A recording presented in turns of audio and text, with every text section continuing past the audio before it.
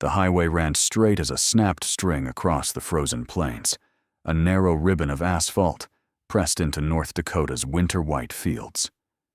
In early December 1991, U.S. Route 83 wasn't just a road between small towns and grain elevators.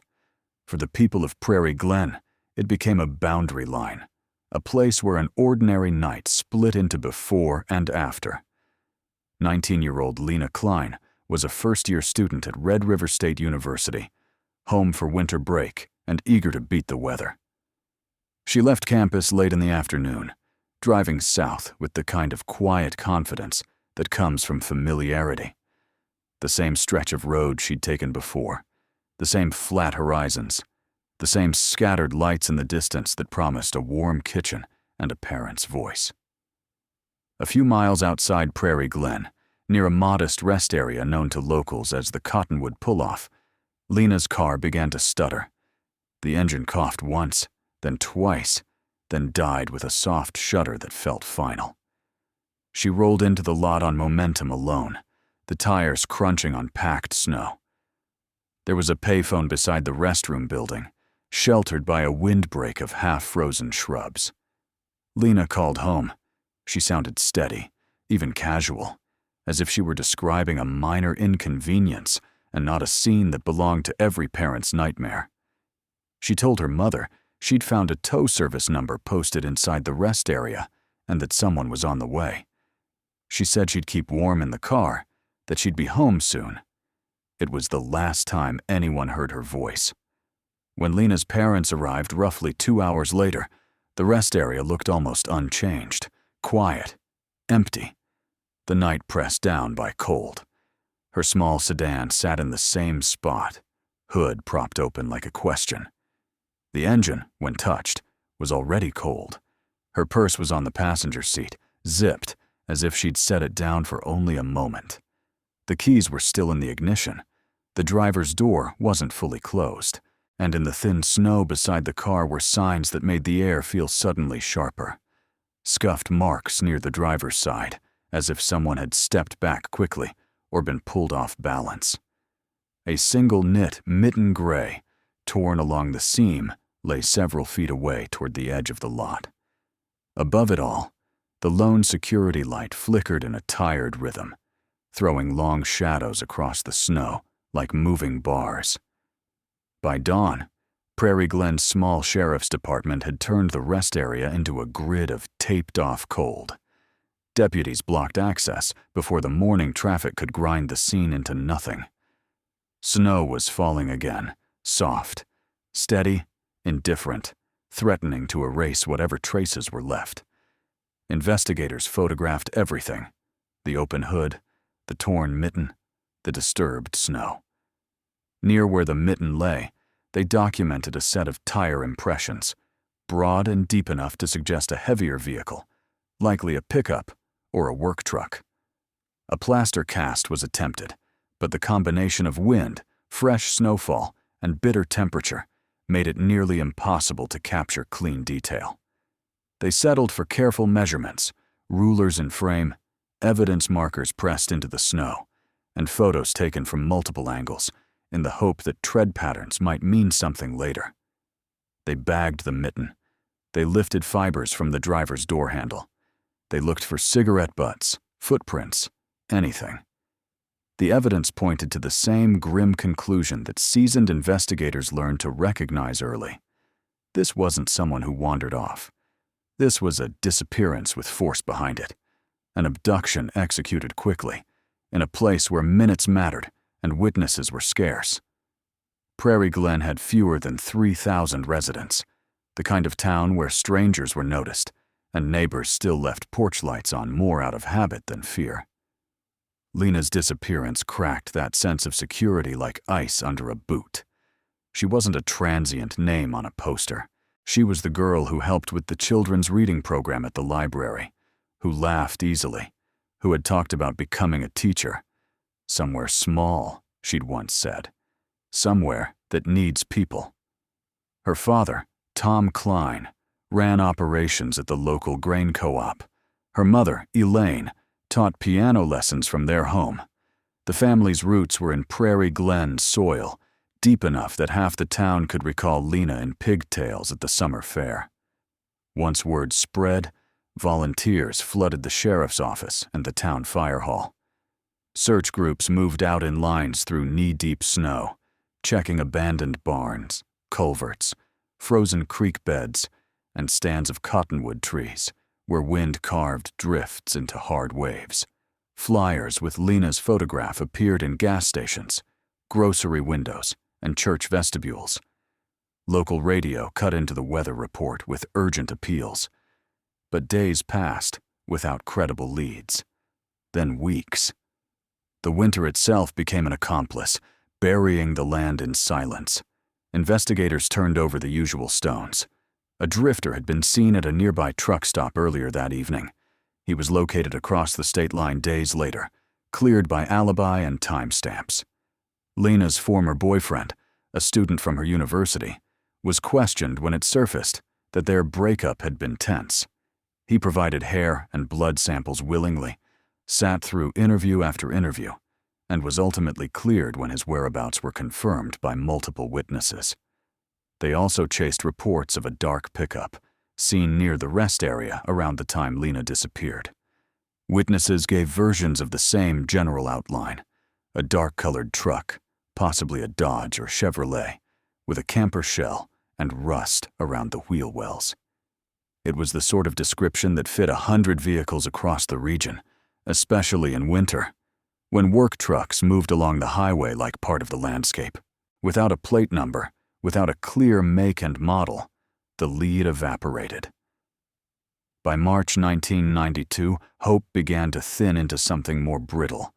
Lena's family held a service that was neither funeral nor celebration, a gathering shaped by uncertainty.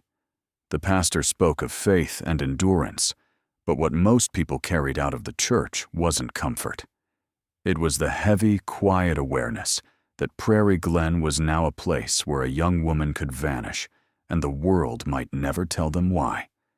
Every December afterward, the town held a candlelight vigil at the Cottonwood Pull-Off. In the first years, crowds were large hundreds braving wind and snow, standing shoulder to shoulder with candles cupped in gloved hands. Over time, attendance waned. People moved away. People grew older. The case stayed open, but it settled into the files like dust.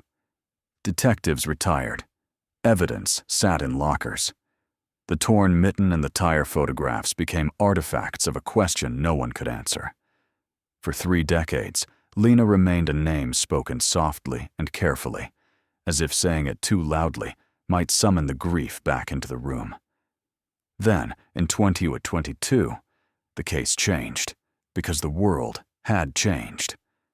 That year, the North Dakota Bureau of Criminal Investigation announced a cold case review initiative, dedicating funds and personnel to re-examine unsolved crimes using modern forensic tools. Prairie Glen's sheriff's office submitted Lena's file, and it was selected as one of the early cases, partly because the evidence had been preserved, partly because investigators believed the abduction had left biological traces that old science couldn't read. A new team began working through the original reports line by line, photograph by photograph. They didn't assume the old investigators had failed. They assumed the tools had been inadequate. The mitten was still sealed in its evidence bag, decades old, but preserved in a way that made a second look possible. Technicians focused on the inner lining, the areas where skin and sweat would have met fabric repeatedly. In 1991, DNA testing existed, but it was limited. Samples had to be strong. Degradation was an enemy few labs could defeat. Now, forensic methods could coax profiles out of fragments. The lab extracted epithelial cells from the mitten's interior. They used advanced sequencing to build a genetic profile that would have been impossible to obtain back then. The profile went into law enforcement databases first. No match. So investigators pursued a method that had reshaped cold case work across the country: forensic genetic genealogy. They uploaded the profile through the channels available to law enforcement under current procedures, to genealogical databases used by people researching family histories. Weeks passed, then months, and then partial matches began to appear.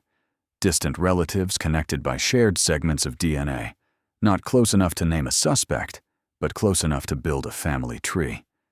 Genealogists worked alongside detectives, constructing lineages from public records, birth certificates, census data, marriage licenses, mapping branches outward until the tree reached men who in 1991 would have been adults living in or near Prairie, Glen, and traveling Route 83 with reason to stop at a rest area. One name rose higher than the others. Harold Vance, a former highway maintenance contractor who had lived within 15 miles of Prairie, Glen at the time of Lena's disappearance. In 1991, Vance ran a small operation offering snow removal and roadside assistance. His work kept him on the highway during winter storms and late-night breakdowns, exactly the kind of routine that would place him at the Cottonwood Pull-Off without raising suspicion. Investigators dug into old business documents and vehicle records. Vance had owned a 1987 Dodge Ram with a camper shell, dark green, with documented rust around the wheel wells. The details matched the vague witness descriptions that had once gone nowhere. Then came the detail that turned curiosity into urgency. Vance had left North Dakota abruptly in 1992. He relocated to northern Minnesota and later, through a legal process that took advantage of paperwork gaps common before digital systems tightened, he changed his surname to Reed. No criminal record, no obvious link to Lena beyond geography, timing, and opportunity. But predators rarely advertise their nature. They lean into normalcy. They hide inside roles that grant access helper, contractor, the guy who knows the roads. Investigators needed a direct comparison. Vance's DNA against the DNA recovered from the mitten. But getting a sample without tipping him off required careful, lawful planning. They watched him. By 2024, he was living quietly outside a small Minnesota town, older, grayer, blending into the background the way people often do when they've spent decades practicing invisibility. Surveillance teams observed his routines until a pattern emerged.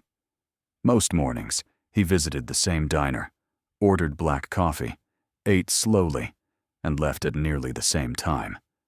One morning, after he walked out, an undercover officer retrieved his discarded cup before staff cleared the table. The cup was packaged as evidence and sent for testing.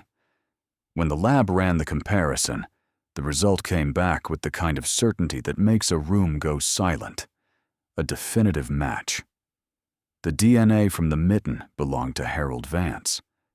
Armed with that result, investigators secured warrants and arrest warrant, and warrants to search property and vehicles associated with him. In March 2024, a joint task force moved in. Vance answered the door in worn denim and a flannel shirt, his face shifting through confusion, and then, briefly, something that looked like acceptance. He didn't fight, he didn't run, he simply stepped back, wrists offered, as if he'd been living for years with the knowledge that a knock might eventually come.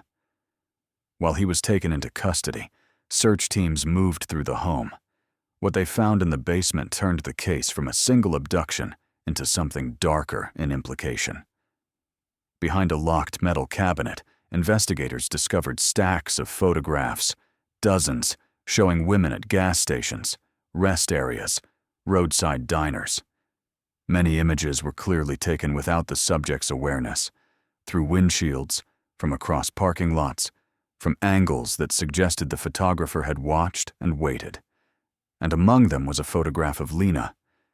She was standing beside her disabled car at the Cottonwood Pull-Off, bundled against the cold, breath visible in the air. The date stamped on the back read, December 1, 1991. It suggested Vance hadn't encountered her by accident. He had seen her, studied her, and chosen his moment. Investigators also recovered a journal disorganized, obsessive, filled with notes about road conditions, vehicle breakdowns, and vague reflections that shifted without warning into unsettling fantasies of control. There was no clear narrative, but certain lines stood out like splinters. One entry from late 1991 referenced a cold night and a problem handled. Another described a woman who didn't understand and had to be moved. The phrasing was indirect, almost coded, but the timing was too close to ignore. Forensic linguists compared the writing to known samples, invoices, service estimates, signed forms. The match was consistent. Psychologists noted classic patterns seen in predatory offenders' documentation: emotional distance, a compulsion to record and revisit. Prosecutors charged Harold Vance with kidnapping and first-degree murder. But a question remained, and it was the question that had haunted Prairie Glen since 1991. Where was Lena? Vance invoked his right to remain silent. Without cooperation, searching for remains decades later is often a matter of luck, an enormous landscape, and a body that time has hidden. Investigators returned to one of the oldest pieces of the case, the tire photographs. For years, they'd been treated as interesting but insufficient, a detail that lacked resolution. Now, forensic specialists applied modern imaging methods, using high-detail reconstruction to turn the old two-dimensional photos into a three-dimensional tread model. Software compared the reconstructed pattern against historical tire databases, accounting for manufacture years, tread design, and distribution in the market. The result narrowed the possibilities dramatically. The tread matched a specific all-terrain model commonly mounted on heavy-duty pickups from the late 1980s through early 1990s. Records obtained from a long-closed repair shop, kept in a storage unit, and recovered through a chain of business transfers showed Vance's 1987 Dodge Ram had been outfitted with that exact tire model around the time Lena disappeared. The wear patterns documented in service notes suggested uneven alignment and weight distribution, details that aligned with the tread irregularities visible in the photographs.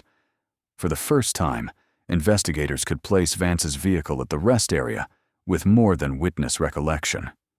They brought the evidence to Vance in custody. His attorney was present. For hours, Vance stared at the table, unblinking. Near the end of the interview, he finally spoke. Not with anger, not with grief, but with a flat, almost bored detachment. He admitted he'd been at the rest stop. He claimed he'd offered help. He suggested Lena panicked. He implied things went wrong. His account was vague, self-serving, contradictory. But he gave one detail that mattered: a location. He described taking Lena north from the rest area to a remote stretch of woods near an old service road, an abandoned track once used by logging crews. He mentioned landmarks that sounded too specific to be invented: a rusted cattle gate, a shallow ditch, a cluster of birch trees bent by wind. In early April 2024, as the snow began to retreat and the ground softened, a forensic search team assembled. Cadaver dogs moved across difficult terrain brush, uneven ground, pockets of lingering snow working in slow grids. Days passed without results. On the fifth day, one dog alerted near the base of a birch cluster, consistent with Vance's description. Excavation began carefully under forensic supervision. Roughly 3 feet below the surface, they uncovered human remains consistent with a young adult female. Clothing fragments lay nearby, including fabric consistent with what Lena had been wearing the night she vanished. Dental records confirmed the identification within days. After more than 32 years, Lena Kline was found. The news hit Prairie Glen like a wave that carried both relief and devastation. Relief that she wasn't lost to uncertainty anymore. Devastation that certainty had a body attached to it. Tom and Lena Kline, now in their 70s, received the call with victim advocates present.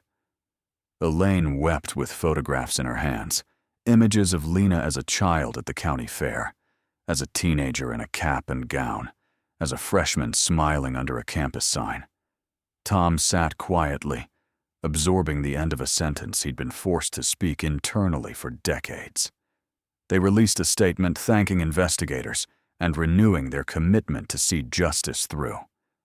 The trial began in November 2024. The prosecution's case was layered and methodical. The DNA on the mitten, the reconstructed tire impression evidence, the photo of Lena at the rest stop, the journal, and Vance's partial admissions. Expert witnesses explained the science in plain language, showing jurors how old evidence can speak when new tools learn to listen. The defense argued that the evidence was circumstantial, that contact could have been innocent, that confessions can be unreliable, that photographs prove presence but not violence. The jury deliberated less than a day. Vance was found guilty on all counts. He showed little reaction as the verdict was read. At sentencing, the judge addressed him directly, naming not only the crimes, but the decades of suffering that followed them. A family trapped in unanswered questions, a community carrying a wound that never closed. Vance received life in prison without the possibility of parole. For Prairie Glen, the conclusion of the case did not erase the past, but it drew a hard line under it. The Cottonwood Pull-Off was renovated, improved lighting, better visibility, cameras. A plaque was installed, not sensational, not ornate, simply a marker of remembrance and the refusal to forget. Lena's family established a scholarship at Red River State University for students pursuing education, honoring the life she'd planned but never had the chance to build. The annual vigil changed shape. It was no longer an act of waiting. It became an act of remembrance and, in a quiet way, an act of reclaimed power. The case resonated far beyond Prairie Glen. It became a demonstration of what persistence can do when paired with modern forensic capability. Genetic genealogy, improved sequencing, advanced image reconstruction. It also underscored something less technical, but equally important: the value of preserving evidence, even when it seems inconclusive. Because sometimes the truth isn't absent. Sometimes it's simply waiting for the right language to be understood. The investigation raised difficult questions, too, about privacy, about the ethical limits of genealogical databases, about what society owes victims' families, and what protections individuals deserve. Those debates intensified nationwide as more cases were solved through family tree matches. But for the Klines, those debates lived inside a smaller truth. Their daughter was gone, but she was no longer missing. Her name was no longer a question mark. And in a town where winter can last forever, that mattered more than anyone outside Prairie Glen could fully understand. In the weeks after sentencing, Prairie Glen moved through a strange season of adjustment. The case was solved, a word that sounded clean and decisive on paper, but felt awkward in the mouth of anyone who'd lived with the uncertainty for decades. Solved meant evidence, verdict, and a man behind bars. It did not mean the past relaxed its grip. It did not mean the years rewound. It did not mean a 19-year-old girl came home alive.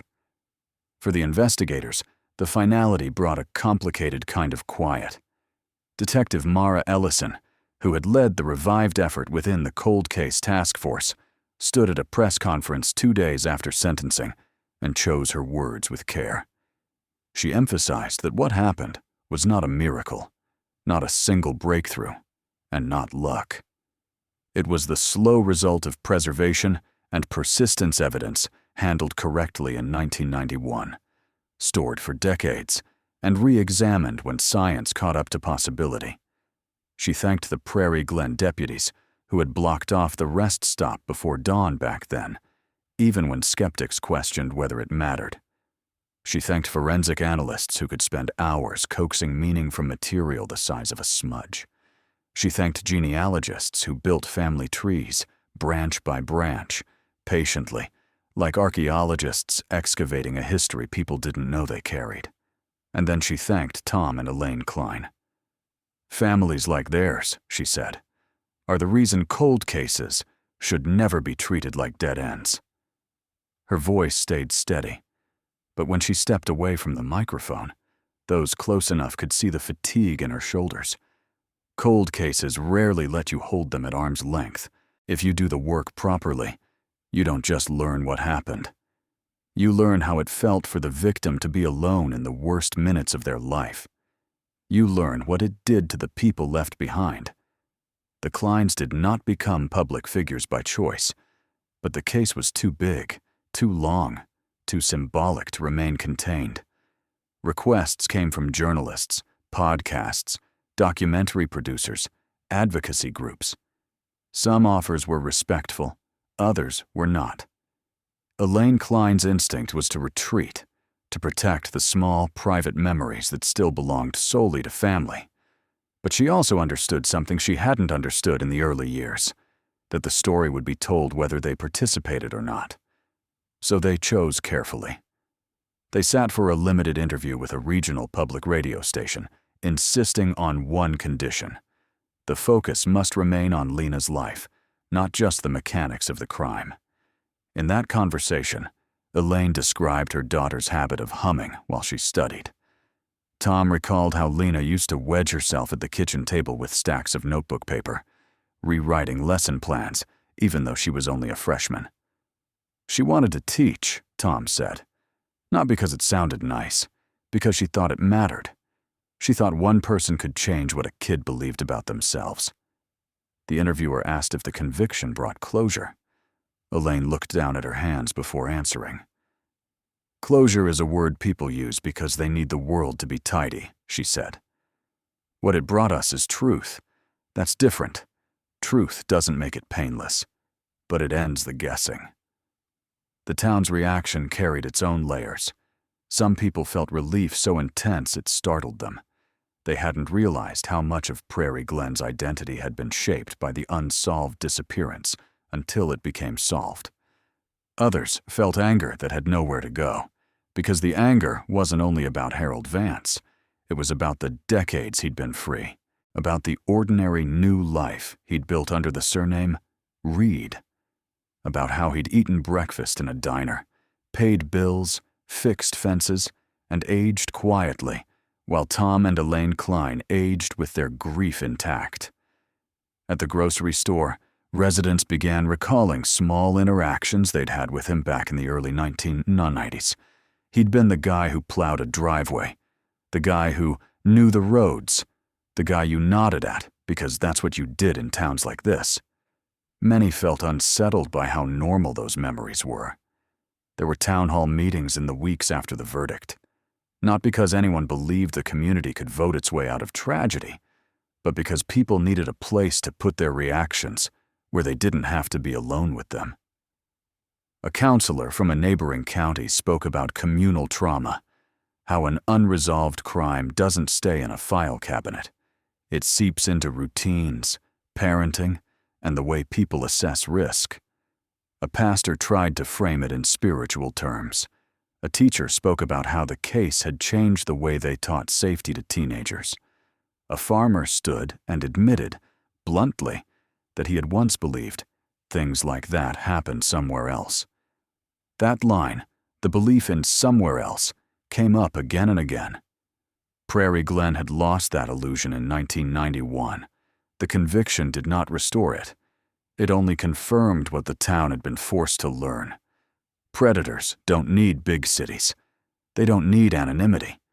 Sometimes they prefer the opposite places, where people assume help is help. In Minnesota, where Vance had lived for years as Harold Reed, the shock took a different form. Neighbors described him in the same words Prairie Glen once used to describe half the men in town: quiet, reserved, handy, unremarkable. Some said he would fix something for a neighbor without being asked. Others said he kept to himself. Everyone agreed on one thing: no one imagined him capable of violence. That dissonance produced a kind of paranoia that spread quietly. People replayed old moments. Women wondered about roadside interactions they'd dismissed as ordinary. The sheriff there reassured the public that no additional crimes had been tied to him locally. Yet the phrase, "no additional crimes," left room for the possibility that there were crimes no one knew to tie. The evidence found in his home made that fear harder to soothe. The photographs, in particular, altered the emotional temperature of the case. It was one thing to say abduction, another to discover proof of surveillance.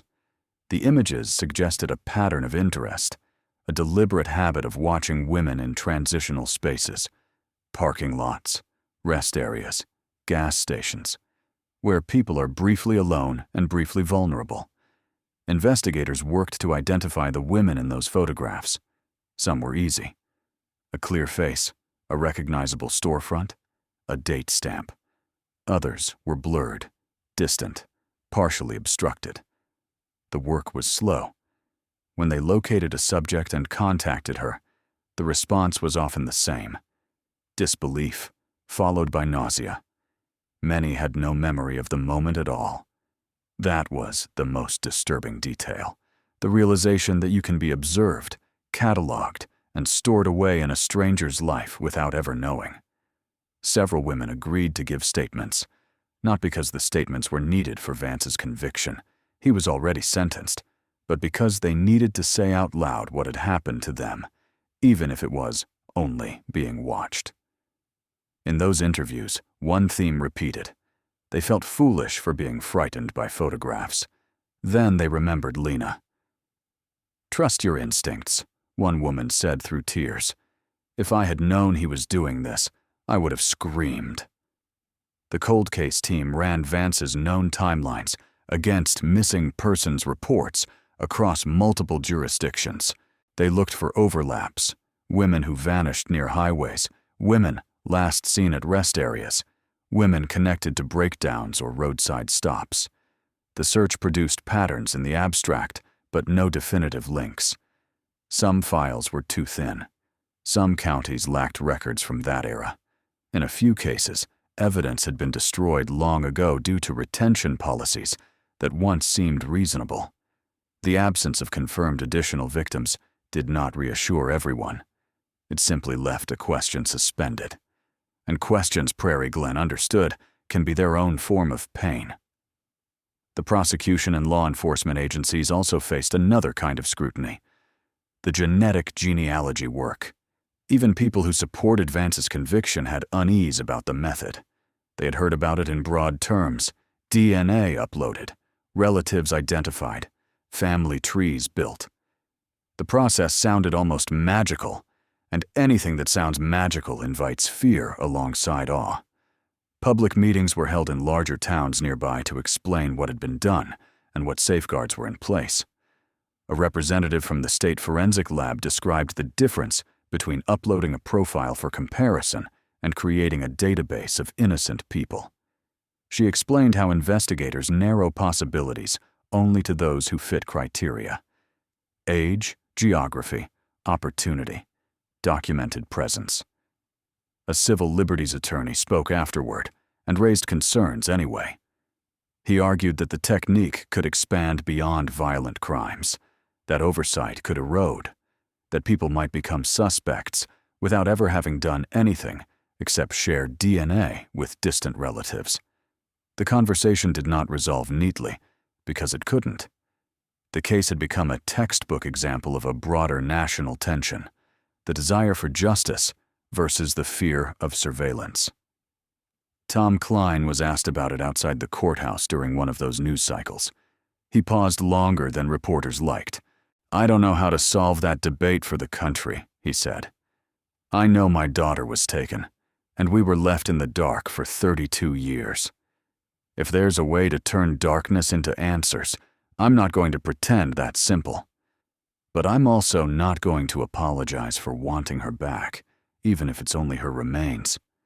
His words ended up quoted widely, not because they offered policy clarity, but because they sounded like what they were: human truth, unfiltered. In the months that followed, Prairie Glen made small, practical changes that were both symbolic and real. The Cottonwood Pull-Off gained stronger lighting and signage. Cameras were installed, not as an illusion of safety, but as an acknowledgement that modern safety relies on documentation as much as community watchfulness. Some residents complained about turning into a city, about the loss of innocence. Others replied sharply that innocence hadn't saved Lena. At Red River State University, the scholarship established in Lena's name became an anchor point for remembrance that felt active rather than static. The Klines wanted it directed toward education students, yes, but also toward those who committed to rural communities, the kind of places that often struggle to recruit teachers. They didn't want the scholarship to be a monument. They wanted it to be movement. The first year it was offered, donations came from surprising places. Former classmates, strangers who had followed the case in the news, teachers who wrote letters describing why the scholarship mattered. Some donors included notes addressed to Lena, as if mailing into a void that had finally gained an address. One note read, "You didn't get to teach, but you're going to help someone else do it. That means something." At the award ceremony, the first recipient, Maya Holt, a student from a small farming town, spoke with a trembling steadiness.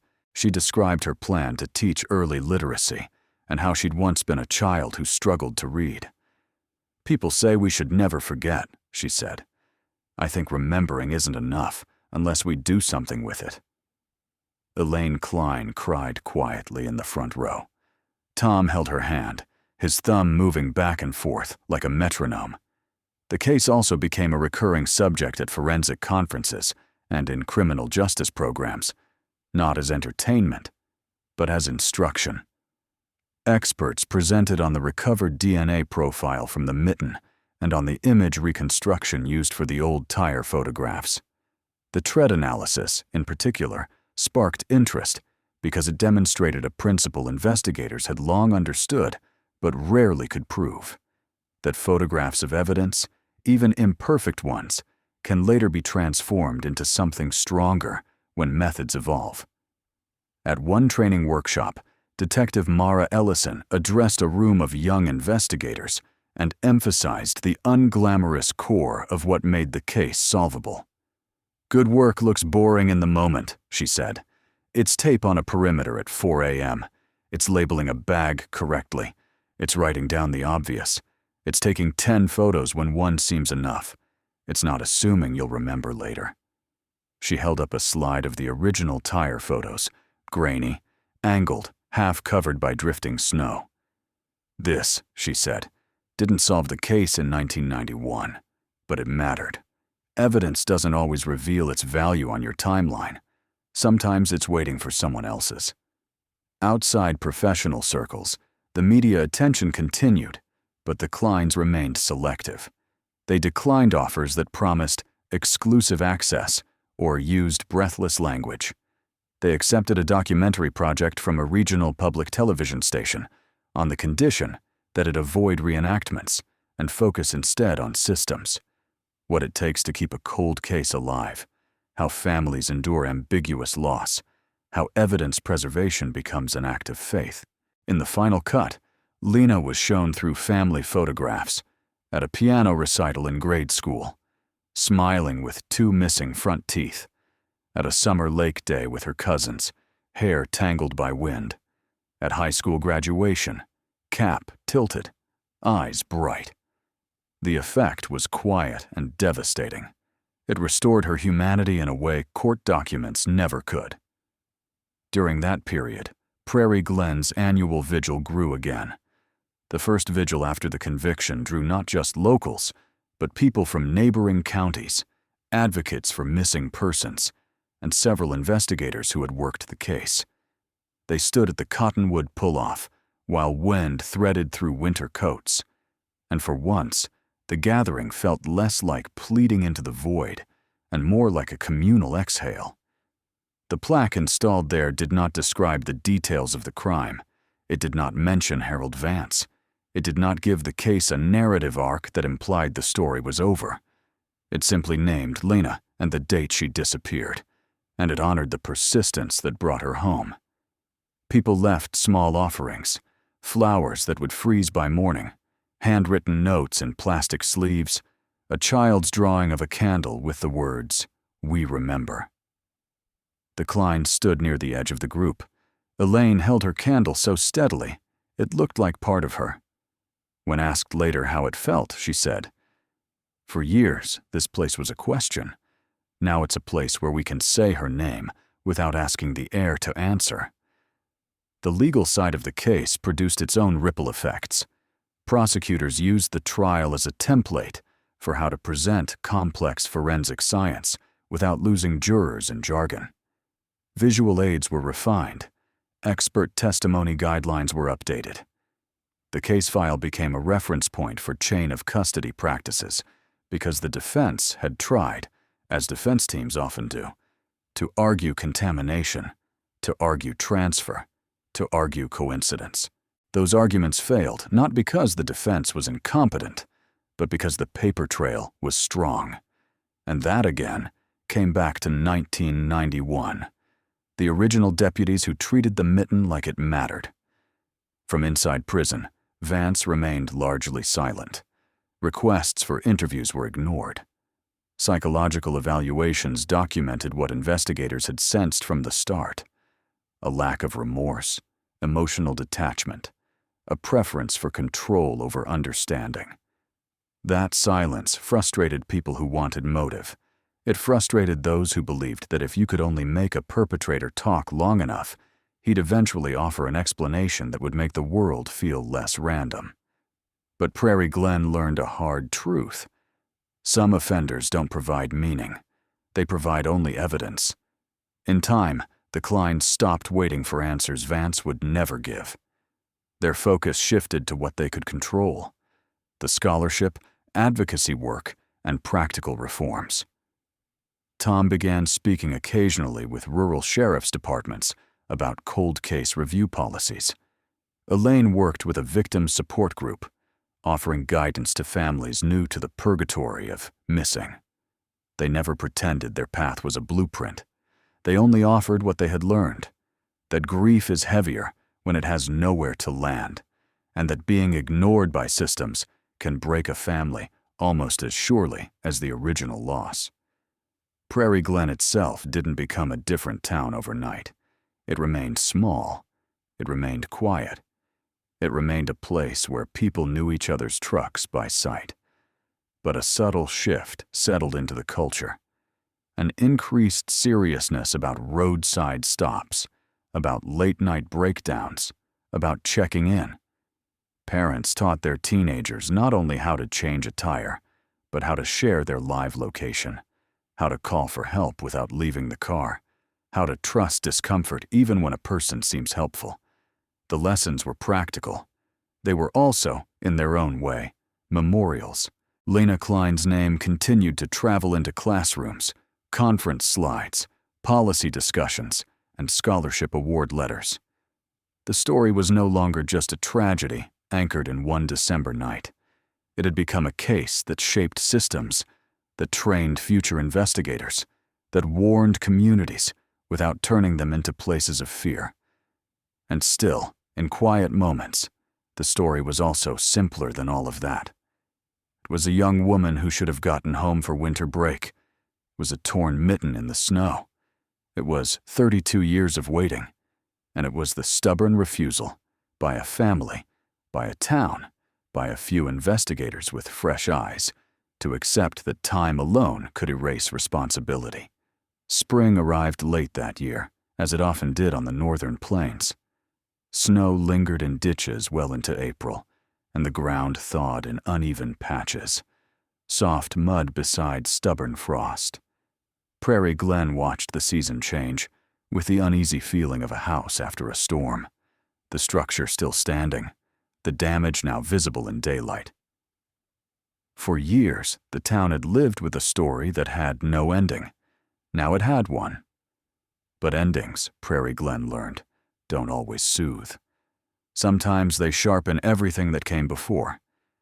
In the months following the conviction, A steady stream of visitors passed through the Cottonwood Pull-Off. Some were locals who hadn't stopped there in years. Others were strangers, true crime followers, students writing papers, advocates for missing persons, retired investigators curious about the techniques used. The rest area became a quiet landmark, not because it was special in itself, but because it symbolized something people desperately wanted to believe. That time doesn't get the final say. The county installed a small metal box near the plaque, an informal place for notes, prayers, and messages. At first, deputies worried it would invite vandalism or turn the site into something performative, but it didn't. Most of what collected inside was simple and human. I'm sorry you were alone. Your name mattered to people you never met. I broke down last week and thought of you. I stayed in my locked car until the tow arrived. A school teacher from another state left a letter describing how her class had followed the case as an example of persistence and evidence preservation. She wrote that her students had debated the ethics of genetic genealogy and then unexpectedly started asking their parents about family stories, migration, and how much of their identity was stored in records they'd never considered. The letter ended with a line that stayed with Lena Kline for weeks. Your daughter became a lesson in dignity, not spectacle. Thank you for protecting her story. Elaine read it twice and then placed it in a drawer where she kept the scholarship correspondence papers that represented movement instead of stillness. As the case drew broader attention, Prairie Glen's sheriff's office began receiving calls from families in other towns. Some were measured, some were frantic. Many were the same question asked in different voices. Could what happened for the Klines happen for us? Detective Mara Ellison and her team did what they could. They explained gently that cold case work was not a vending machine where you put in hope and receive closure. It depended on preserved evidence. It depended on chain of custody. It depended on whether biological material still existed, whether it could be extracted, whether databases could generate meaningful matches. Sometimes the answer was yes, sometimes it was no. And sometimes the answer was more complicated. Maybe, but not yet. That not yet became a kind of promise people clung to. It also became an argument for policy change. Within the state legislature, a bipartisan group proposed expanded funding for cold case units and regional forensic labs. Supporters cited Lena's case as proof that investment returned something tangible: resolution, accountability, and public trust. Opponents questioned costs and raised concerns about mission creep, especially with genetic genealogy, which some lawmakers worried could be used too broadly. Hearings were held. Experts testified. Forensic scientists explained, in plain language, what was and wasn't possible, and what safeguards could prevent misuse. Victim advocates described the long-term psychological harm of ambiguous loss. Civil liberties groups pushed for tighter rules, requiring higher thresholds before genealogical searches could be initiated. The debates were not theatrical.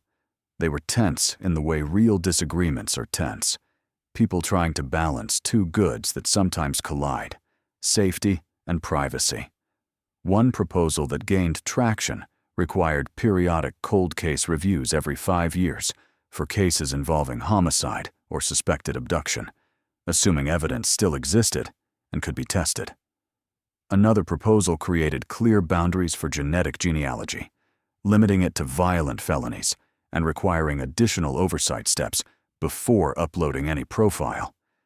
The final legislation wasn't perfect, and no one pretended it was. But it was something. It acknowledged that unsolved cases are not just old problems. They are living wounds with living families. Tom Kline testified once, briefly. He did not speak like a politician. He spoke like a father who had waited longer than any person should have to wait for the truth. He described the early years, how every unknown car turning down their street made his heart jump, how every winter storm made them imagine Lena's last hours. He described the way their community had carried the case, the way it had changed them, the way it had taught them to distrust the ease of appearances. Then he said something that cut through the room's legal language. If you want to talk about costs, count the cost of leaving families in the dark. Count the cost of letting the wrong person live free because the right resources weren't there. He sat down. He didn't look for applause. In the forensic world, the case continued to generate interest, particularly the tire impression reconstruction. The original photographs had been taken under difficult conditions: low light, fresh snowfall, imperfect angles. But the fact that modern methods could extract meaning from those images made agencies across the country ask a new question about their own archives. What else is sitting in evidence rooms, waiting to become legible? Workshops formed around that idea. Specialists trained investigators on photographing impressions in ways that maximize future utility, even when immediate analysis is limited.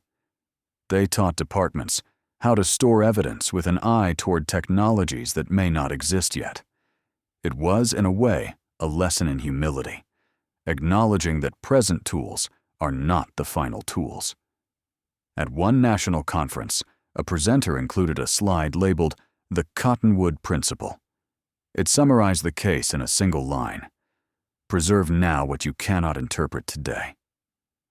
In the summer of 2024, Red River State University hosted a small symposium on cold case investigation and ethics. It wasn't flashy. It was academic, careful, filled with students who took notes as if the future depended on their attention. Elaine attended quietly, sitting in the back. She wasn't there as a keynote speaker.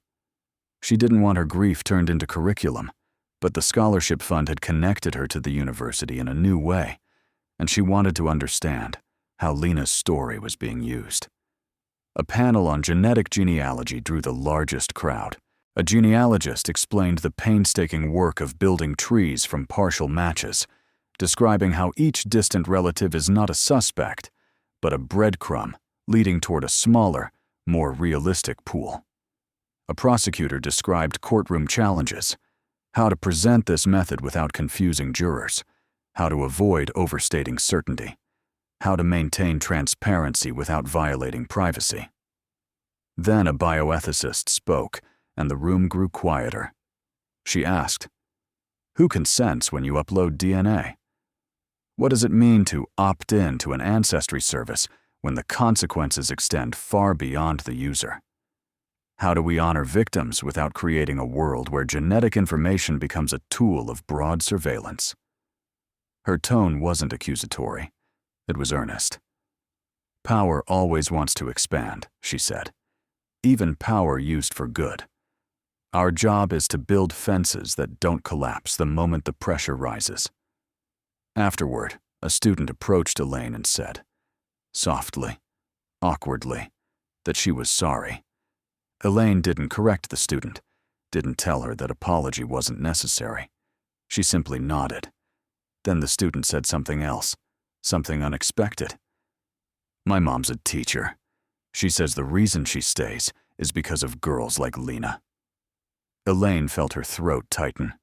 She went back to the hotel and cried in a way she hadn't cried in years, less jagged, more exhausted, as if grief had shifted shape again.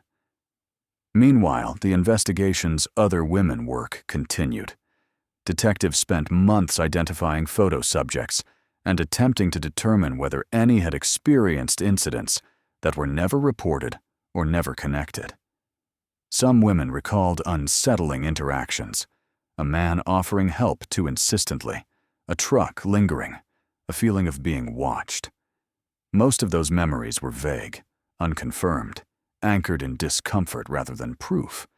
But one woman, Rachel Ainsworth, now in her 50s, came forward with a story that matched the pattern too closely to ignore. In 1993, she'd been driving alone in winter when her car slid into a ditch outside a small town along the same route Vance had often traveled for work.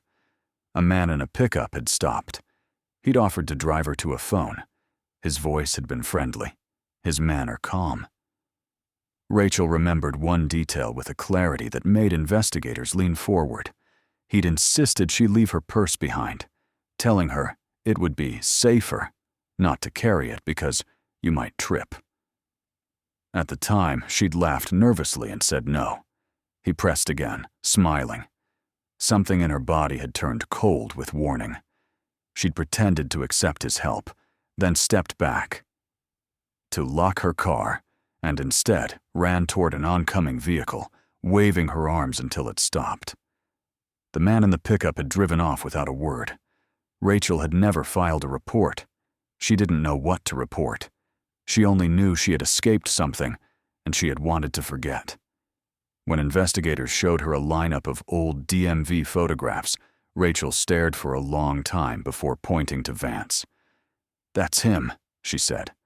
It wasn't enough to file new charges, but it strengthened a conclusion the team had already reached. Lena had not been a random opportunity. She had been part of a predatory pattern, one that relied on circumstance, isolation, and the assumption that a helpful man is what he claims to be. That realization produced another wave of difficult community conversation. Some residents resisted it, not out of denial about the crime, but out of fear of what it implied. If Lena was chosen, if women were watched, then safety was not just about luck. It was about vulnerability and intent, things harder to control. A local columnist wrote an essay titled, "The Myth of the Good Samaritan." It provoked anger and thoughtful agreement in equal measure. Older residents argued that kindness should not be criminalized. Younger residents argued that kindness isn't the same thing as entitlement to someone's trust. The sheriff's office responded by partnering with community groups to produce practical safety workshops. Not paranoia, not fear-mongering, just information. How to verify a tow service, how to remain in a locked vehicle, how to contact emergency services with location data, how to share travel plans. The sessions were well attended. It was one of those quiet cultural shifts that happen after a tragedy becomes a lesson. People trying to reclaim control without losing their humanity. In late summer, the Klines held a private gathering at their home for the investigators and advocates who had supported them. It wasn't a party. It wasn't a memorial. It was something in between. An acknowledgement that human beings had carried their case across decades, and that gratitude deserves a place to land.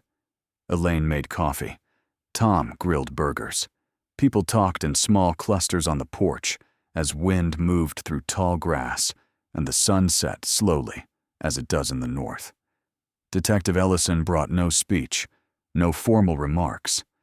But at one point, she stepped aside with Tom near the fence line and said something she'd been holding back since the case resolved. "I want you to know," she said, "that there were moments I thought we were chasing ghosts. There were days I worried we'd stir everything up and still not bring her home." Tom nodded once.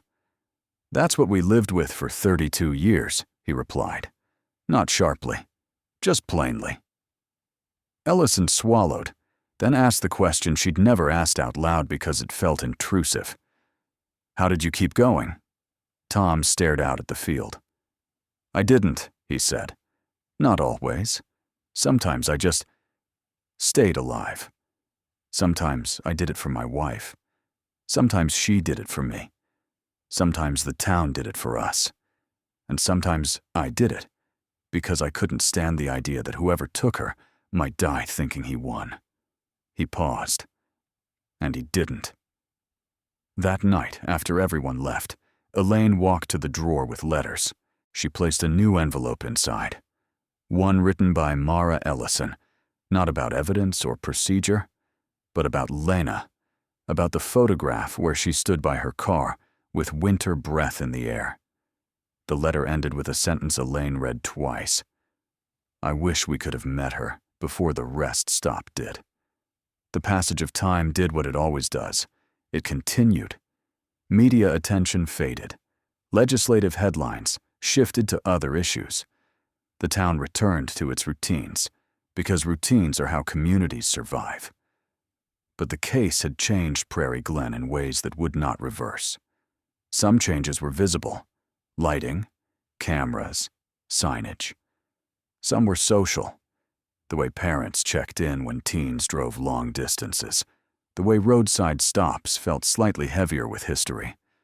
Some were internal: the way a community's trust becomes more careful, not less kind, but more aware.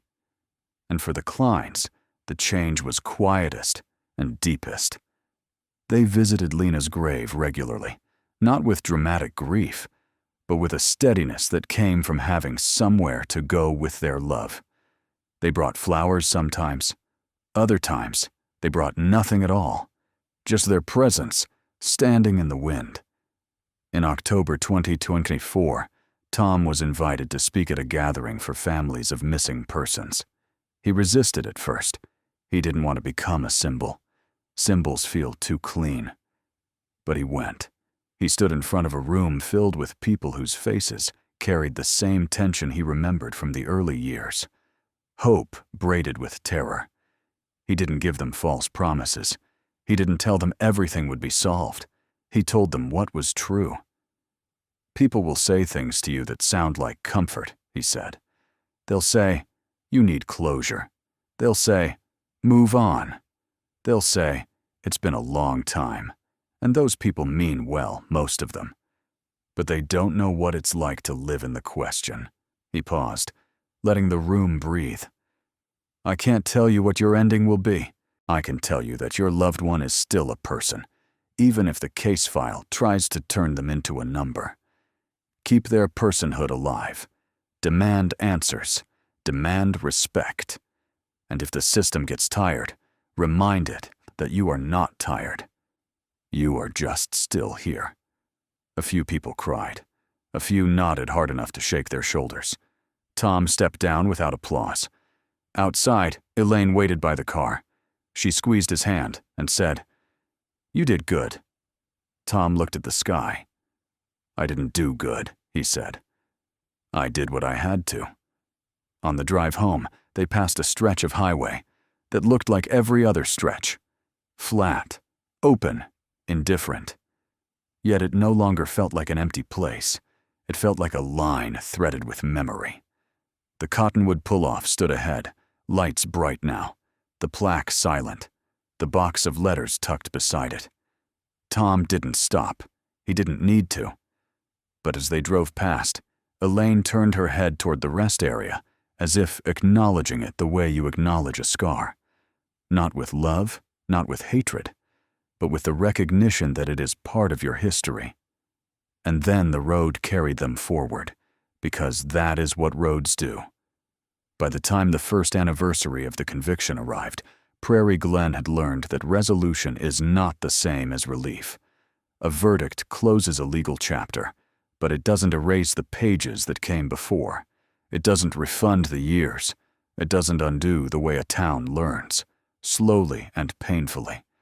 That safety is not a guarantee. It's a practice. Still, something had shifted. In December 2025, the winter returned the way it always did. Early darkness, wind that seemed to come from nowhere and everywhere at once, fields so white they looked unreal under the moonlight. The Cottonwood Pull-Off had been renovated again since the arrest. New fixtures, stronger cameras, clearer sightlines, an emergency call station that actually worked. Practical upgrades, not symbolic ones. But symbols are what people live by, and the plaque had become one. The vigil that year was quieter than the first one after the trial, but steadier, less fueled by shock and more by intention.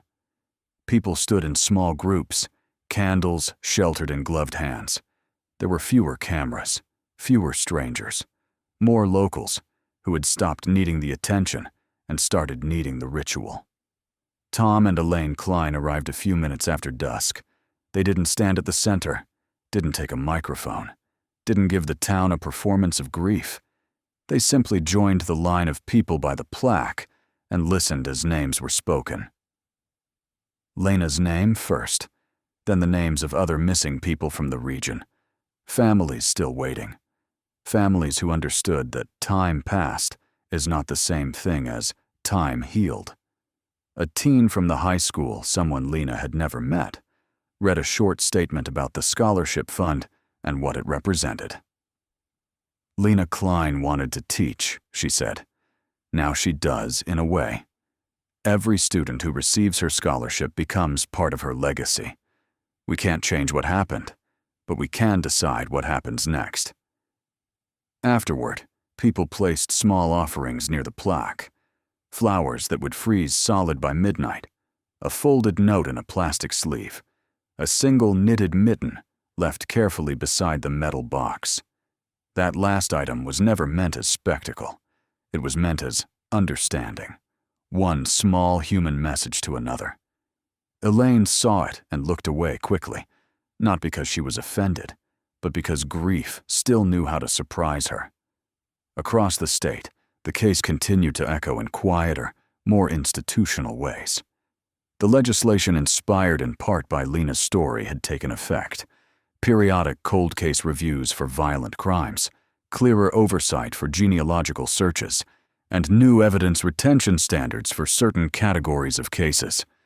It didn't transform the system overnight.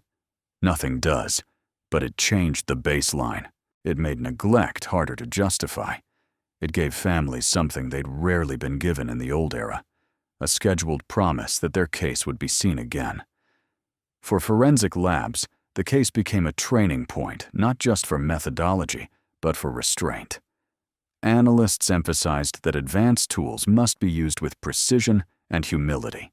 They taught young technicians to document everything as if it might be scrutinized decades later, because sometimes it is. Genealogists who worked with law enforcement spoke more openly about the emotional weight of their work. Building a family tree to locate a violent offender means moving through innocent lives, people who never chose to become part of a criminal investigation, people whose only connection is a shared fragment of biology.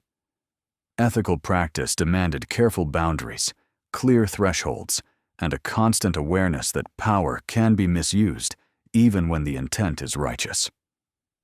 In the wake of Lena's case, several agencies adopted stricter internal policies, limiting genealogical work to the most serious crimes, requiring additional approval steps, and improving transparency about process.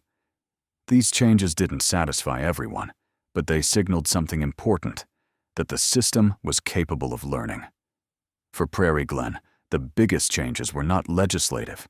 They were cultural. The town did not become fearful in the way outsiders sometimes assume after a high-profile case. It didn't turn into a place where no one helped anyone. The people of Prairie Glen still shoveled neighbors' walks. They still pulled strangers out of snowbanks. They still waved from truck windows on back roads.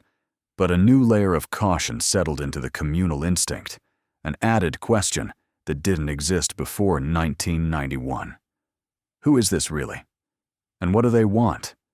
Parents taught teenagers to accept help with a plan instead of with blind trust. People learned to verify tow services, to stay locked inside vehicles, to call for assistance without leaving the safety of the car. They learned quietly that helpfulness is not a credential, it's a behavior, and behaviors can be used as masks. Those lessons weren't paranoia, they were reality with its eyes open. The scholarship fund grew again in 2025. It supported multiple students, most of them determined to teach in rural schools, places that needed stability, patience, and people who didn't see small towns as temporary assignments. Each recipient wrote a letter to the Klines, and Elaine read every one. Some letters were polished, others were messy with emotion. One student wrote simply, "I don't know you, but I know what it means to keep going. I'll make it count." Tom kept that note in his wallet for months. Over time, the Klines became, unwillingly, a reference point for other families. People who called late at night. People who needed someone to say, without pretending, "Yes, this is unbearable. Yes, you can survive it. No, you will not be the same." Elaine spoke to new families with a kind of calm that had taken decades to earn. She didn't offer false hope.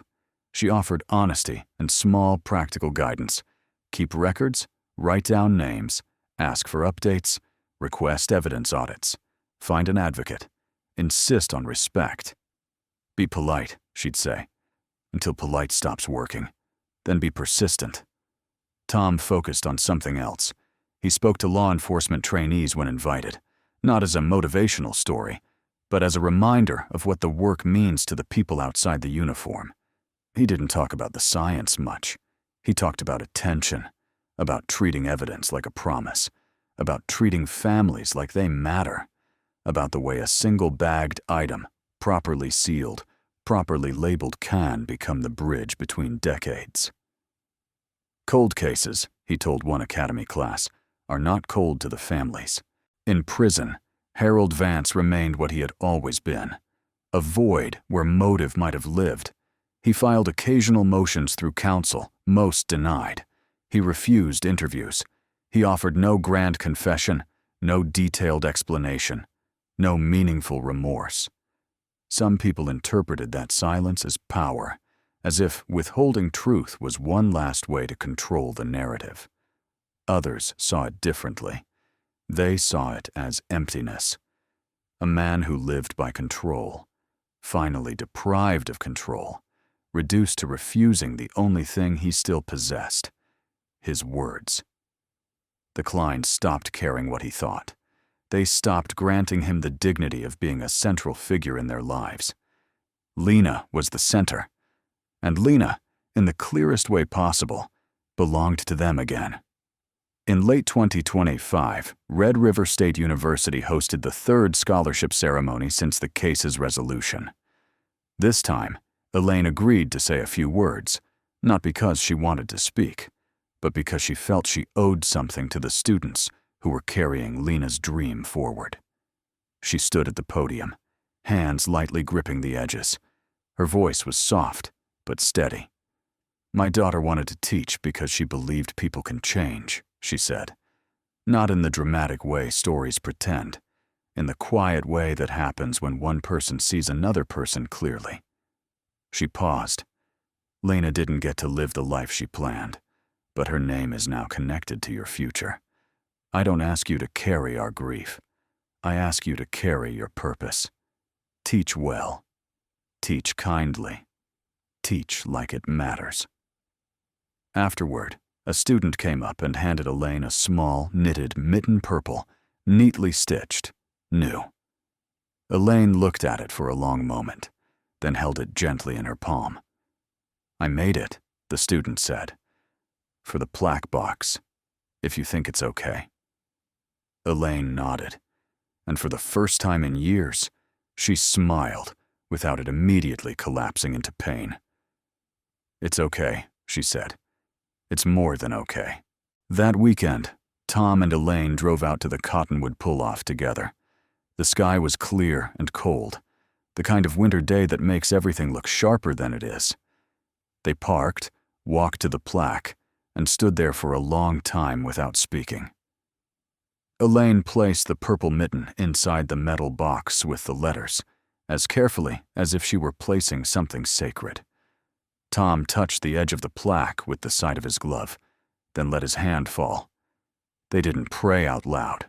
They didn't perform closure. They didn't pretend the place wasn't still haunted by what happened. But they also didn't flinch from it anymore. When they finally turned back toward the car, Elaine said something she hadn't said in a long time. "I can breathe here now," she said. Tom looked across the lot, the snow, the lights, the line of highway disappearing into the horizon. "I know," he replied. "Me too." They drove home along Route 83 as dusk settled over the fields. The road was still the road, long, empty, indifferent. It didn't care what happened on its edges. It never had. But the people did, and that was the point. Lena Kline's story would be told again and again, in classrooms, in training manuals, in ethical debates, in documentaries that tried to do her justice.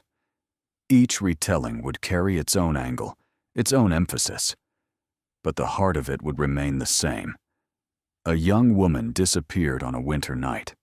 A town refused to let her become a forgotten file. Evidence was preserved when it didn't yet have a voice. Science evolved. Persistence held. And after decades of waiting, Lena came home. Not in the way anyone wanted, but in the only way that was still possible. The highway still stretched endlessly through frozen farmland, a ribbon of asphalt cutting through winter's white expanse. But for Prairie Glen, it no longer marked only a loss. It marked a promise kept.